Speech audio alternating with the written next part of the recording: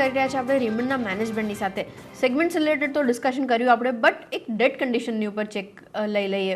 Sir एक चीज़ मैं जो समझना चाह रही थी, इन टर्म्स ऑफ डेट कितना सर्विस डाउन होते हुए देखेंगे हम लोग, FY23 के फिगर्स किस तरीके से दिखेंगे?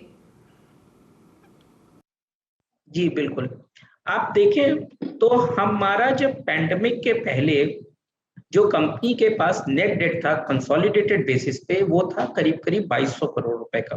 ड्यूरिंग द पैंडेमिक हमने कोई कैपिटल रेज नहीं किया, बट हमने बहुत फोकस काम किया on cost reduction and working capital management, और ये दोनों को बहुत अच्छे से मैनेज करते हुए हमने इंटरनल एक्रूवल के थ्रू 1000 करोड़ रुपए का डेट रिडक्शन किया.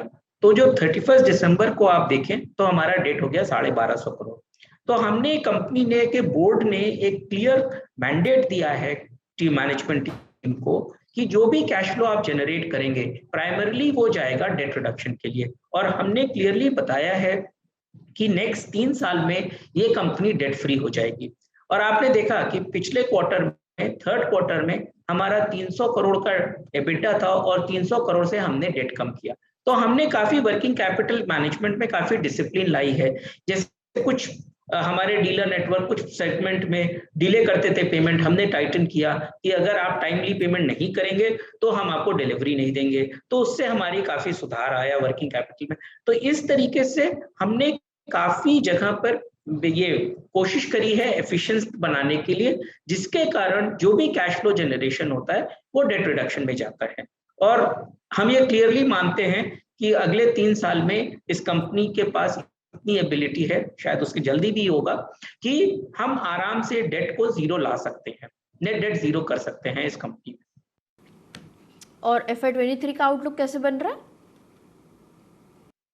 जी बिल्कुल, जहां तक हमारा दो बड़ा फोकस एरिया है.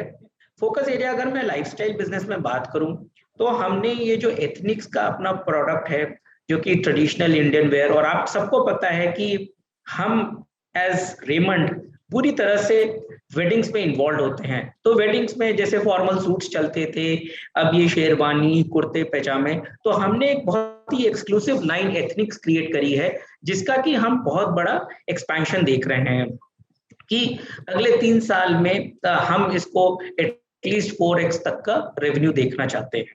और उसके कारण कुछ हम एक्सक्लूसिव स्टोर्स खोलेंगे उसके लिए अगले कुछ शहरों में, जिसके कारण कि आदमी के पास चॉइस ज्यादा मिले और वो अट्रैक्टिवली सेलेक्ट कर सके अपनी चॉइस और अपने पसंद के हिसाब से.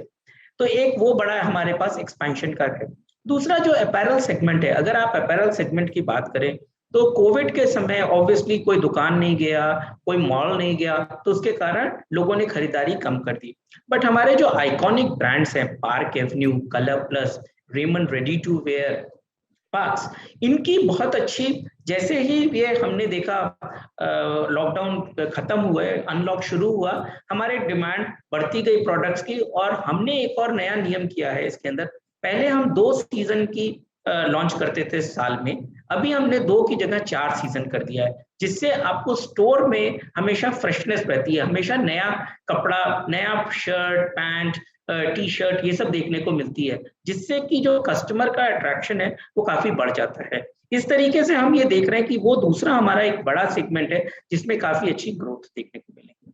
तीसरा अगर हम बात करें तो हमारा जो शर्टिंग का सेगमेंट है, धीरे धीरे देखिए जैसे जैसे देश में एफ्लुएंस बढ़ती जाती है, पहले लोग स्टिच शर्ट, रेडीमेड शर्ट्स खरीदते थे अपैरल की, अभी धीरे धीरे लोगों का झुकाव इस तरफ भी बढ़ रहा है कि मैं अपनी शर्ट टेलर करवा के अपने नाप की बनवाऊं.